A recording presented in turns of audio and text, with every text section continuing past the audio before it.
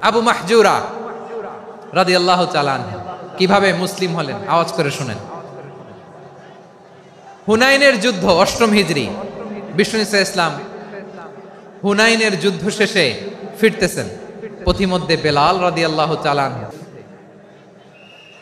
৮ম হিজরি, কত হিজরি সবাই বলেন না একটু, কত হিজরি? ৮ম হিজরিতে হুনাইনের যুদ্ধে রাসূল সাল্লাল্লাহু আলাইহি ওয়াসাল্লাম ফিরে আসতেছেন মদিনায়। পথিমধ্যে বেলাল রাদিয়াল্লাহু তাআলা আনহু আজান দিচ্ছেন। কি দিচ্ছেন?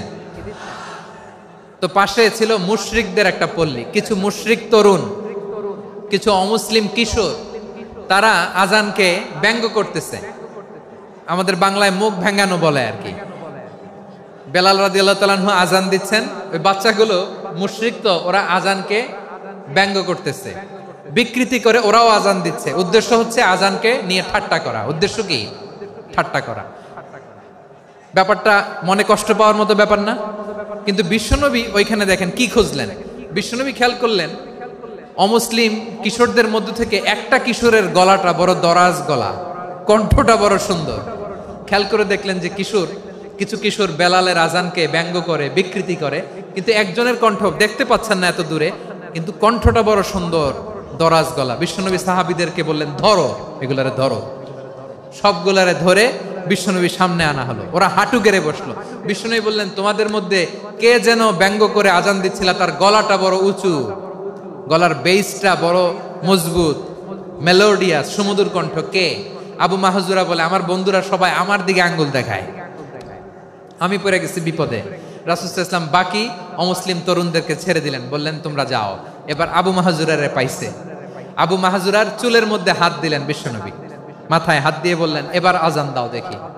আবু মাহজুরা বলে, আমি তো আজান দিতে জানি না, কারণ আমি তো বেলালেরটা শুইনা দিছি, আমার তো মুখস্থ নাই, আমি তো আজান দিতে জানি না। বিশ্বনবী বললেন, জানো না?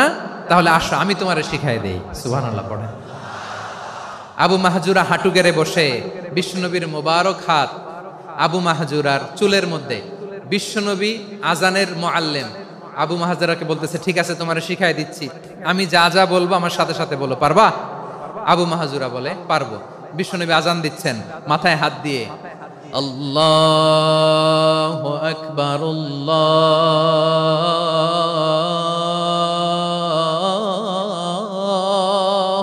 আকবার।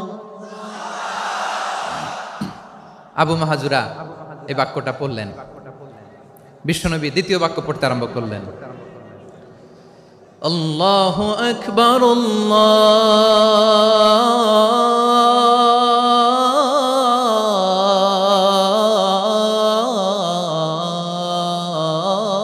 আল্লাহু আকবার। আবু মাহজুরা এই বাক্যটা বললেন।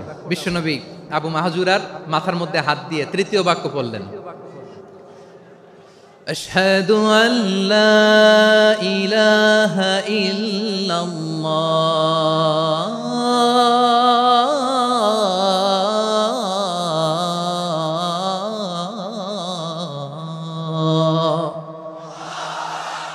আবু মাহজুরা তৃতীয় বাক্য পড়লেন। বিশ্বনবী একটা বাক্য পরে আবু মাহজুরা পরে, বিশ্বনবী পরে আবু মাহজুরা পরে। আবু মাহজুরা কিন্তু অমুসলিম, মুশরিক।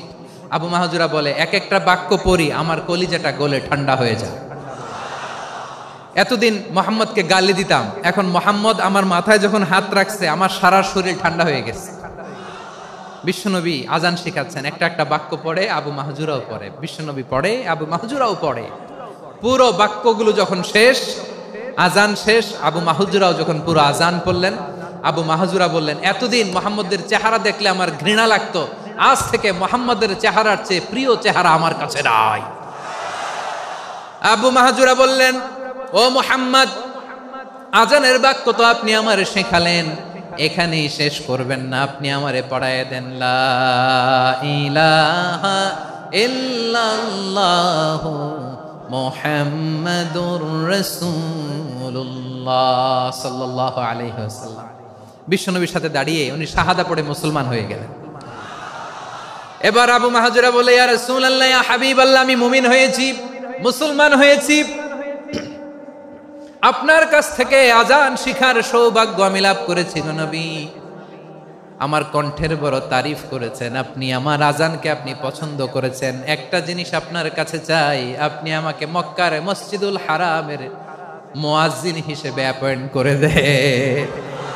বিষ্ণু ঈসা ইসলাম বললেন, যাও আবু মাহজুরা, আমি তোমাকে পৃথিবীর শ্রেষ্ঠতম মসজিদ মক্কার মসজিদুল হারামের মুয়াজ্জিন হিসেবে অ্যাপয়েন্ট করে দিলাম। দেখছেন কিভাবে ট্যালেন্ট হান্টিং করতে হয়, কিভাবে হিউম্যান রিসোর্স মানব সম্পদকে ব্যবহার করতে হয়। আসছিল আজানকে ভেঙাইতে, আসছিল কেন? আজানকে ব্যঙ্গ করার জন্য, বিকৃত করার জন্য। আজানকে বিকৃত করতে যে ইসলামের সবচেয়ে শ্রেষ্ঠ মসজিদের মুয়াজ্জিন হয়ে গেল। পড়েন সুবহানাল্লাহ। হযরত আবু মাহজুরা রাদিয়াল্লাহু তাআলা আনহু ওনার এই সুললিত কণ্ঠ ব্যবহার করে মসজিদুল হারামে এত সুন্দর করে আল্লাহু আকবার বলে আজান দিতেন, মানুষগুলোর, মুসল্লিগুলোর, মক্কাবাসীর হৃদয়কে তিনি বিগলিত করে দিতেন। মানুষের হৃদয়কে ঠান্ডা হয়ে যেত। শুধু এখানেই শেষ না আমার যশোরের ভাইয়েরা, বিশ্বনবী যখন সাইয়েদনা আবু মাহজুরা রাদিয়াল্লাহু তাআলা আনহুকে আজান শিখাচ্ছিলেন, বলেন তো বিশ্বনবীর হাতটা কোথায় ছিল? আবু মাহজুরার মাথার সামনে, এই চুলের উপরে ছিল। আবু মাহজুরা ওই স্মৃতিটাকে ধারণ করবার জন্য, ওই স্মৃতিকে বহন করার জন্য বিশ্বনবীর মোবারক হাত আবু মাহজুরার কপালের চুলের যেই জায়গায় লেগেছে, মৃত্যুর আগের দিন পর্যন্ত আবু মাহজুরা মাথার ওই চুলে কোনোদিন ছুরি আর কামার লাগায় নাই, সেখানে কেচি লাগায় নাই, চুলের মধ্যে খুর লাগায় নাই। আবু মাহজুরা ডান দিকের চুল কাটতো, বাম দিকের চুল কাটতো, পেছনের চুল কাটতো, সামনের চুল কাটতো না। আবু মাহজুরা রাদিয়াল্লাহু তাআলা আনহুর সামনের চুলগুলো বড় হতে হতে যখন এত বড় হয়ে যায়, তিনি চুলগুলো পেঁচিয়ে মাথার মধ্যে রাখতেন, তারপরে তিনি পাগড়ি পরতেন। সবাই জিজ্ঞেস করতো, আবু মাহজুরা এটা আবার কেমন স্টাইল? দেখতে তোমারে কি বিদঘুটে লাগে, কেমন অড লাগে, কেমন খারাপ দেখা যায়। মক্কায় এমন কোন মানুষ তো দেখি নাই, ডানে চুল কাটে, বায়ে চুল কাটে, পেছনে চুল কাটে, সামনে কাটে না। ওরে আবু মাহজুরা কেমন দেখা যায় তোমারে, তুমি সামনের চুল কাটো না কেন? আবু মাহজুরা বলে, আমি হাঁটু গেড়ে পেয়ারা নবীর সামনে বসেছিলাম, আমার এই মাথার চুলের মধ্যে মুবারক হাত লাগিয়ে বিশ্বনবী নিজে আমাকে আজানের প্রতিটা বাক্য শিক্ষা দিয়েছেন। বিশ্বনবীর মোবারক হাত, পবিত্র হাত আমার মাথার চুলের যেই জায়গায় লেগেছে, আমি চাই ওই চুলগুলা নিয়ে আমি আমার কবরের ভিতরে যাব। সাইয়েদনা আবু মাহজুরা রাদিয়াল্লাহু তাআলা আনহু ইন্তেকালের আগের পর্যন্ত মাথার সামনের চুলগুলা কাটে নাই। মাথার সামনের চুল তিনি কাটেন নাই। সুবহানাল্লাহ বিহামদি। কেমন ভালোবাসতেন বিশ্বনবী সাহাবীদেরকে, সাহাবারা কেমন ভালোবাসতেন বিশ্বনবীকে। সামনের চুলগুলো বড় হতে হতে এত বড় ছিল, পেঁচিয়ে রেখে পাগড়ি পরতেন, কাটতেন না। নবীর হাত লেগেছিল। সুবহানাল্লাহ পড়েন। তাহলে what is the lesson, moral of the story কি? মোরাল অফ দ্য স্টোরি হচ্ছে, আসছিল আজানকে ব্যঙ্গ করার জন্য, বিকৃত করার জন্য, হয়ে গেল মসজিদুল হারামের মুয়াজ্জিন। দেখেন বিশ্বনবী একটা খারাপ সিচুয়েশনের মধ্যে থেকে কি ভালো জিনিস বের করে আনলেন। আমি যে শুরুতে বলেছি কিভাবে তিনি হিউম্যান রিসোর্সকে ডেভেলপ করেছেন, ম্যানেজ করেছেন। তিনি যে চৌকস ট্যালেন্ট হান্টার ছিল, দেখেন সবার মধ্যে থেকে এর বাছাই করে মুয়াজ্জিন বানাই দিয়েছেন। সুবহানাল্লাহ পড়েন। তার মানে এই না সবাইরে ধরে ধরে উনি মুয়াজ্জিন বানাইছেন। যার যেই ট্যালেন্ট আছে তাকে ওই কাজে অ্যাসাইন করেছেন। যার যেই প্রতিভা আছে তার প্রতিভাকে ইসলামের কাজে লাগিয়েছেন। সুবহানাল্লাহ পড়েন। যায়েদ বিন সাবিত রাদিয়াল্লাহু তাআলা আনহু নাম শুনেছেন? যশোর কথা বেরোয় না। যদি জিজ্ঞাসা সালমান খানের নাম শুনছেন, সবাই হাত তুলবে, জি হুজুর শুনছি, মানে সব দেখা শেষ। সালমান খান, আমির খান, অমুক খান, সব খান মুখস্থ, কিন্তু যায়েদ বিন সাবিতের নাম মুখস্থ নাই মুসলমানদের। যেই সাহাবী মাথার সামনের চুল কাটে নাই, মসজিদুল হারামের মুয়াজ্জিন বানাইছেন বিশ্বনবী, সাহাবীর নাম কি? খায়া ফেলাইস, স্লোগানের সাথে খায়া ফেলাইস। আবু মাহজুরা। কি নাম? আবু মাহজুরা আল জুমাহি রাদিয়াল্লাহু তাআলা আনহু। এই নামটা আজকে নিয়ে যাইতে হবে যশোর। আব্বু মাহজুরা রাদিয়াল্লাহু তাআলা আনহু। 2 নম্বরে বলছিলাম যায়েদ বিন সাবিত রাদিয়াল্লাহু তাআলা আনহু। বিশ্বনবী দেখলেন মদিনার এই আনসারী সাহাবী হাইলি ট্যালেন্টেড, ইন্টেলেকচুয়াল, মেরিটোরিয়াস, জ্ঞানের প্রতি তার আকর্ষণ, মারাত্মক আকর্ষণ। বিশ্বনবী তাকে দায়িত্ব দিলেন, কোরআন যা নাজিল হয় তুমি লিখো, কাতিবুল ওহী বানায় দিলেন। সুবহানাল্লাহ। যায়েদ বিন সাবিতরে আবার আজান শিখান নাই, কারণ তার মধ্যে বিশ্বনবী প্রতিভা দেখেছেন, একাডেমিক প্রতিভা। বিশ্বনবীর একাডেমিক প্রজেক্টগুলো তিনি হ্যান্ডেল করতেন। যায়েদ বিন সাবিত ছিল বিশ্বনবীর ব্যক্তিগত সচিব। কি ছিল? ব্যক্তিগত সচিব। বোঝেন নাই? বিশ্বনবীর ব্যক্তিগত সচিব এবং দোভাষী। ইহুদিরা কিছু লিখে দিলে এটার অর্থ বিশ্বনবীরে বুঝায় দিতেন, আবার ইহুদিদের কাছে কিছু লিখতে হলে তিনি লিখে দিতেন। বিশ্বনবী একদিন বললেন, ইন্নী ওয়াল্লাহি মা আমানু ইয়াহুদা আলা কিতাব। ইহুদিরা যে চিঠি পাঠায় অর্থ তো বুঝি না, আরেক ইহুদি আইনে অর্থ করা লাগে। আবার ইহুদিদের কাছে কিছু লিখে পাঠাইতে চাইলে আমরা তো লিখতে পারি না, ইহুদিরে দিয়ে লেখা লাগে। ওরা যে পয়রা শোনায় লিখে দেয়, আমি ওদের বিশ্বাস করি না। আমার নিজের একজন লোক দরকার। বিশ্বনবী এই যায়েদ বিন সাবিতকে চুজ করলেন ল্যাঙ্গুয়েজের জন্য। উনি বললেন, যায়েদ, তোমার সফট স্কিলকে ডেভেলপ করতে হবে, তুমি হিব্রু ল্যাঙ্গুয়েজ শিখে ফেলো। যায়েদ বিন সাবিত বলল, বিশ্বনবীর মোটিভেশন আর ইন্সপিরেশন পেয়ে আমি 15 দিনে ইহুদিদের এই হিব্রু ল্যাঙ্গুয়েজ শিখে ফেললাম। শুধু শিখে ফেললাম না, হাত্তা হাদিকতু, even I became master in the language. এই ভাষা আমি পারদর্শী হয়ে গেলাম। এরপরে ইহুদিরা চিঠি লিখে পাঠালে আর কোনো ইহুদি ডাকা লাগতো না, আমি নবীর এটার অর্থ শুনে পরে বুঝায় দিতাম। আবার ইহুদিদের কাছে চিঠি লেখা লাগলে আমি যায়েদ বিন সাবিত চিঠি লিখে দিতাম। সুবহানাল্লাহ। দেখেন, এত সাহাবীর মধ্য থেকে বিশ্বনবীর একাডেমিক প্রজেক্ট, ব্যক্তিগত সচিব, দোভাষী হিসেবে তিনি যায়েদ বিন সাবিতের মতো তরুণকে নির্বাচিত করেছেন। কেমন ট্যালেন্ট হান্টার ছিল আমার নবী। সুবহানাল্লাহ পড়বেন না? বিশ্বনবীর ইন্তেকালের পরে সাইয়েদনা আবু বকর রাদিয়াল্লাহু তাআলা আনহু যখন খলিফা হয়ে আসলেন, কোরআনকে সংকলনের দায়িত্ব দেয়া লাগবে, কোন সাহাবীকে দিবেন? সব সাহাবারা মিলে পরামর্শ করলেন। সাইয়েদনা আবু বকর, ওমর সবাই মিলে এই বিশাল কোরআন সংকলনের গুরু দায়িত্ব বিশ্বনবীর ব্যক্তিগত সচিব, বিশ্বনবীর দোভাষী, বিশ্বনবীর সিলেক্ট করাই লোক যায়েদ ইবনে সাবিত রাদিয়াল্লাহু তাআলা আনহুকে দিয়েছে।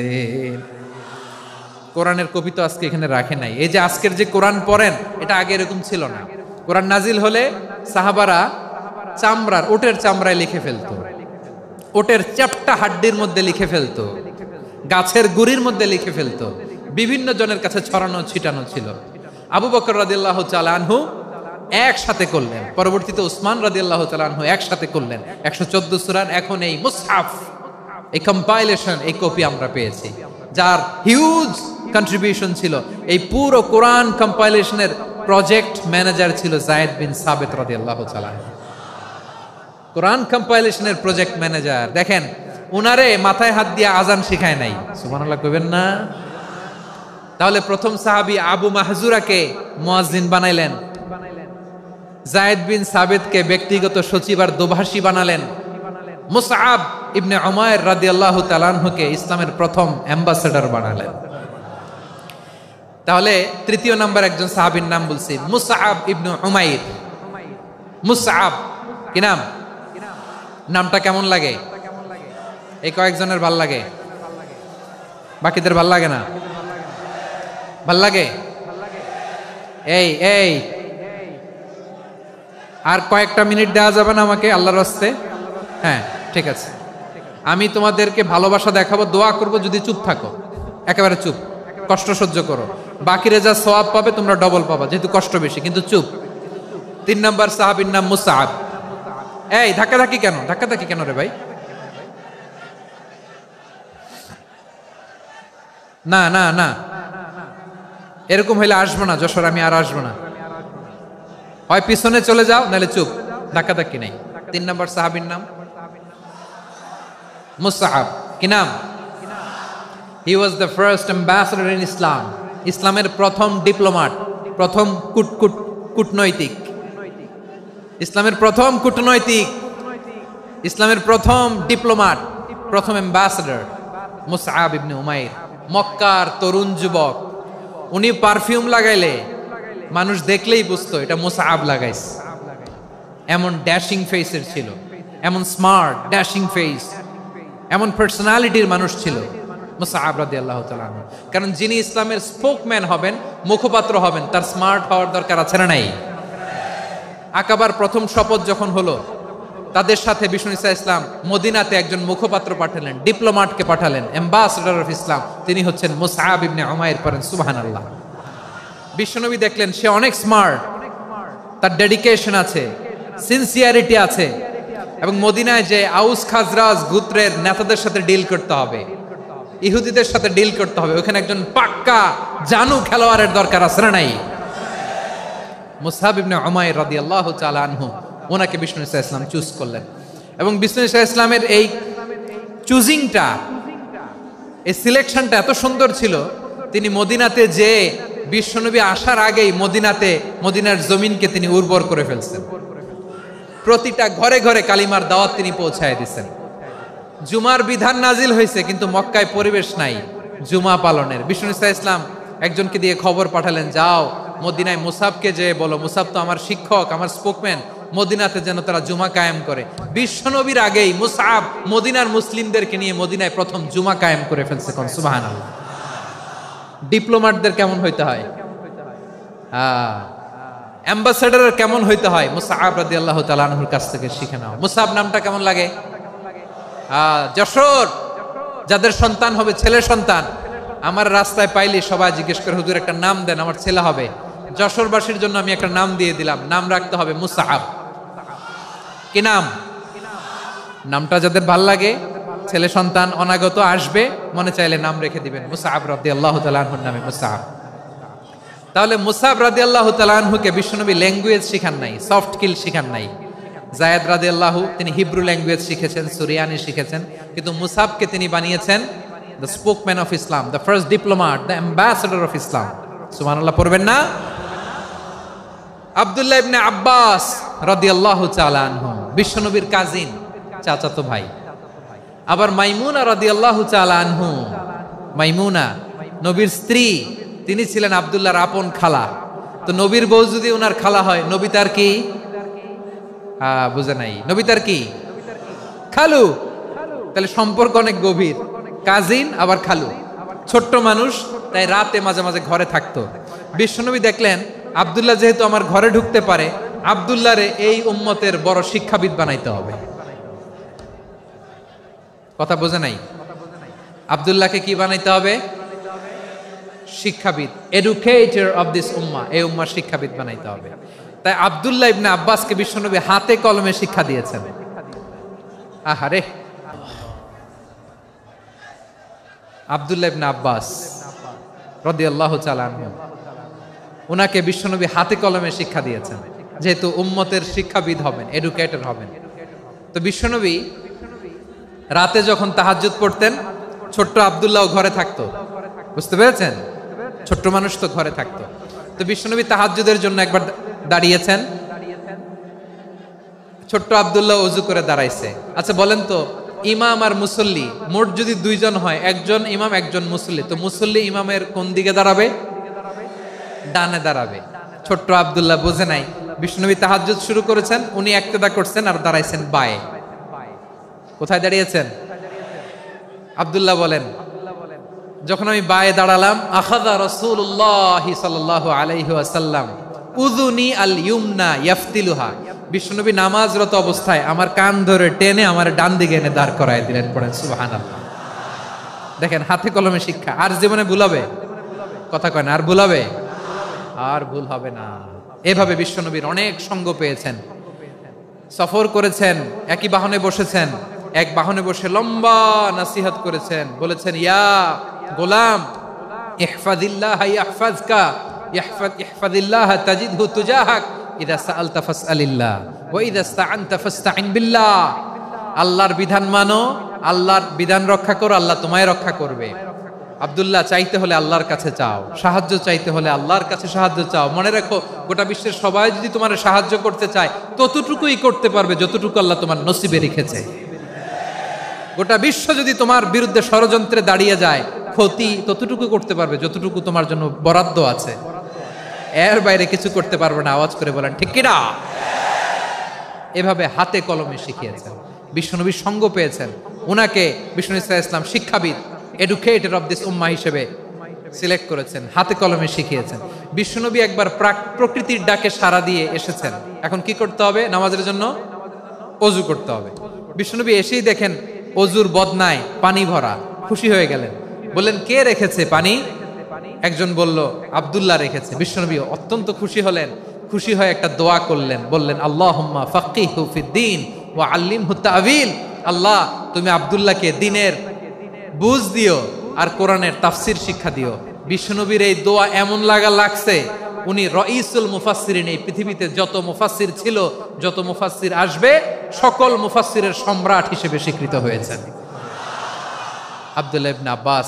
বিশ্বনবী ওনারে আজান শিখান নাই, বিশ্বনবী ওনারে ল্যাঙ্গুয়েজ শিখান নাই, বিশ্বনবী ওনারে অ্যাম্বাসাডর বানান নাই, হাতে কলমে শিক্ষা দিয়েছেন।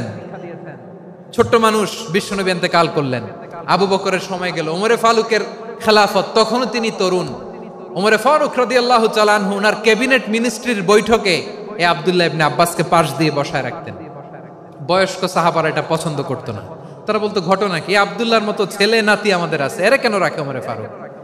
ওমরে ফারুক এটা টের পেলেন, তিনি বুঝতে পারলেন যে ক্যাবিনেট মেম্বাররা এটা পছন্দ করে না, ছোট্ট আব্দুল্লাহরা কেন রাখি, কেন যে রাখি এটা একদিন বুঝাবো।